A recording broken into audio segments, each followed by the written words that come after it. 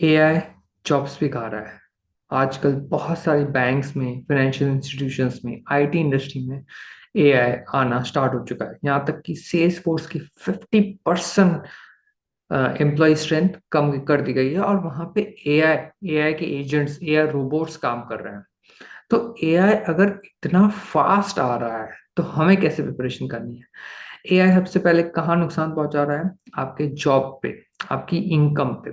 सो उसके लिए first preparation आप यही कर सकते हैं कि आप जल्द से जल्द अपनी स्किल सेट्स को इम्प्रूव करें और आप अपनी सेविंग्स, इन्वेस्टिंग हैबिट्स को चेंज करें। अगर अभी भी आप अपनी सेविंग्स नहीं कर रहे हैं और पेचेक टू पेचेक चल रहे हैं तो बहुत प्रॉब्लम हो सकती है 3 to 5 years में। एआई के लर्निंग मॉडल्स बन रहे हैं, एआई में इतनी कंपटीशन आ चुकी है। ग्रॉक का एआई आया है जो ट्विटर और इलॉन मस्क ने बनाया है। चैट जीपीटी के बहुत लेटेस्ट मॉडल्स आ चुके हैं और गूगल का जेमिनी भी आ चुका है और एप्पल अपना इंटेलिजेंस भी लेके आ रहा है। इतनी टफ कंपटीशन होने के बाद बहुत डिफिकल्ट हो जाएगा।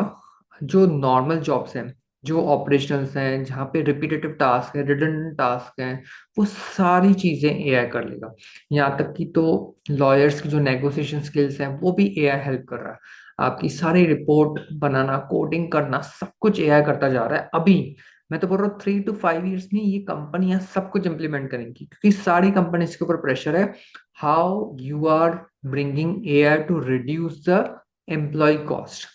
सो इन्वेस्टर्स का भी प्रेशर आ चुका है, शेयर होल्डर्स भी प्रेशर डाल रहे हैं इन्वेस्टर मीटिंग में, कॉन्फ्रेंस कॉल्स में, कि आप कैसे रिड्यूस कर रहे हो एम्प्लॉय कॉस्ट, कैसे एआई लेके आ, because AI is very cheap.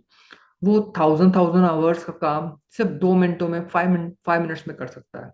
आप उसको सिर्फ राइट प्रॉम्प्ट दें। अगर एआई एजेंट्स करेक्टली काम कर पा रहे हैं, आप राइट प्रॉम्प्ट्स दे रहे हैं, तो वो थाउजेंड्स ऑफ आवर्स का 2-3 मिनट्स में अभी ही कर ले रहा है। और लर्निंग मॉडल्स आ जाएंगे तो और डिफिकल्ट हो जाएगा। आपको अपनी जॉब के लिए अपने स्किल सेट्स को चेंज करना पड़ेगा। आप सैलरी इनकम पे नहीं डिपेंड हो सकते अभी। आप शायद फ्रीलैंसिंग में जा सकते हैं, कॉन्ट्रैक्ट बेसिस पे जा सकते हैं, या आप इन्वेस्टर या बिजनेस ओनर्स बन सकते हैं, या कोई बिजनेस स्टार्ट कर सकते हैं। अगर आपको बिजनेस आइडियाज नहीं आती हैं स्टार्ट करना तो आप प्लीज स्मॉल पार्ट लीजिए इक्विटीज का, स्मॉल ओनर बनिए। अगर आप, आपकी इनकम बहुत कम है, आप बिजनेस नहीं स्टार्ट कर सकते, प्लीज स्टार्ट विथ 500 पर month, start with 1000, start with 5000, start with 20,000, wherever you are, जहां भी हो वहां से स्टार्ट करो। 3 साल लगेंगे, 5 साल लगेंगे, बट अभी से अपनी हैबिट्स को चेंज करो, वरना एआई आ जाएगा, आपका जॉब चला जाएगा, आपको 1 महीने का भी नोटिस, 3 महीने का भी नोटिस नहीं मिलेगा और नेक्स्ट जॉब ढूंढना भी डिफिकल्ट हो जाएगा क्योंकि जॉब्स नहीं होंगे इतने फास्ट जितने अभी हैं। क्योंकि हर कंपनी, हर जगह, पोजीशन पे निकल जाएंगे। शायद फ्रेशर्स को जॉब फिर भी मिल जाए बिकॉज वो कॉस्ट बहुत कम होता है, बट जैसे आप ऊपर लेवल पे जाएंगे आप रिडंडेंट होते जाएंगे, आप एक्सपेंसिव होते जाएंगे। आपके पास 5 years, 10 years, 15 years का एक्सपीरियंस है, आपकी सैलरी बहुत ज्यादा हो चुकी होगी एक कंपनी के लिए। और वो चीज एआई इमीडिएटली फास्टर कर सकता है।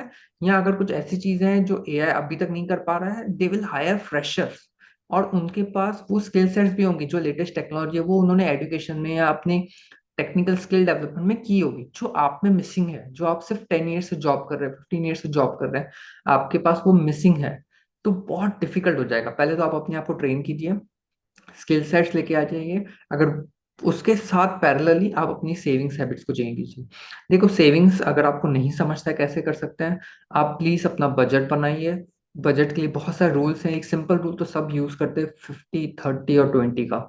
आप 50% अपनी नीड्स में यूज कर सकते हैं, 30% आप जो आपके नीड्स नहीं है, बेसिक नीड्स नहीं है, बट वांट्स हैं, जो आपकी डिजायर्स हैं, जिनको आप पोस्टपोन भी कर सकते हैं, जिनको आप स्किप भी कर सकते हैं, बट नीड्स को नहीं कर सकते। जो वांट्स हैं, जो डिजायर्स हैं, जो will make you happy also, that you have worked hard for that time and then you want to spend on yourself. And 20 portion of your salary should be saved.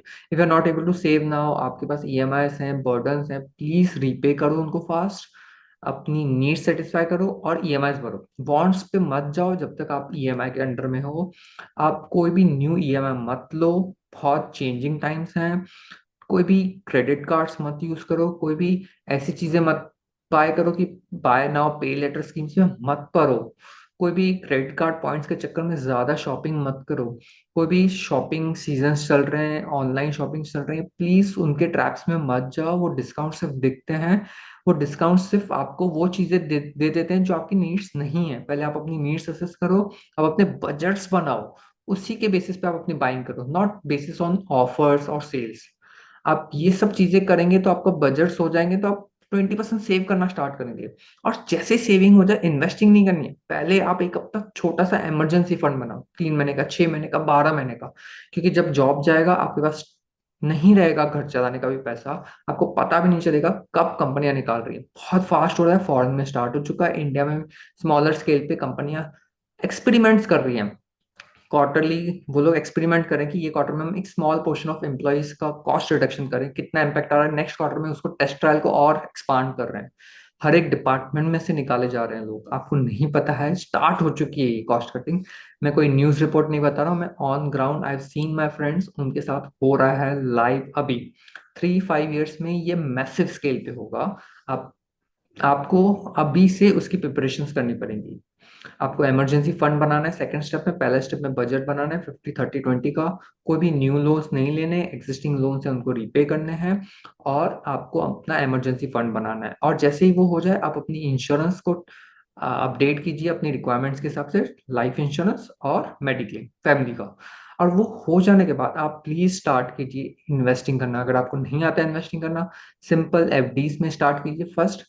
आप equities के बारे में learn कीजिए, मैं equities के ऊपर बहुत सारे वीडियोस बनाऊंगा और भी। देन स्टार्ट कीजिए सिंपल, अगर आपको इक्विटी नहीं समझता है, एक simple index mutual fund blue chip large cap company में डाल दो, स्टार्ट कर दो। स्मॉल एसआईपी करो, पूरा पैसा मत डालो। आपके पास 50,000 1 लाख रुपीज सेविंग है, मत डालो। आप 500 1,000 रुपीज आप डालो, 6 महीना देखो, 1,000 देखो कैसे परफॉर्म कर रहा है, कैसे चल रहा है। फिर दूसरा फंड लो चाहिए अगर वो परफॉर्मेंस नहीं आ रहा है तो। 2 3 4 फंड्स के ऊपर मत जाना कभी भी।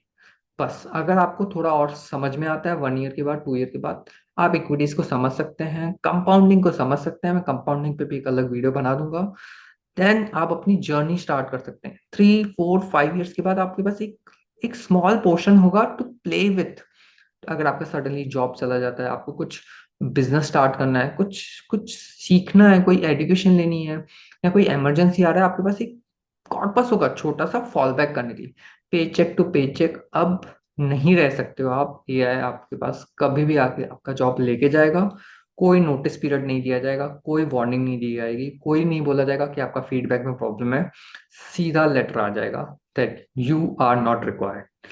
You're working for 20 years, 25 years. I've seen in Microsoft people were working for 23 years. They were sent home in same day. In the same day. You might get notice of 30 days in India, maybe 3 months, but not beyond that.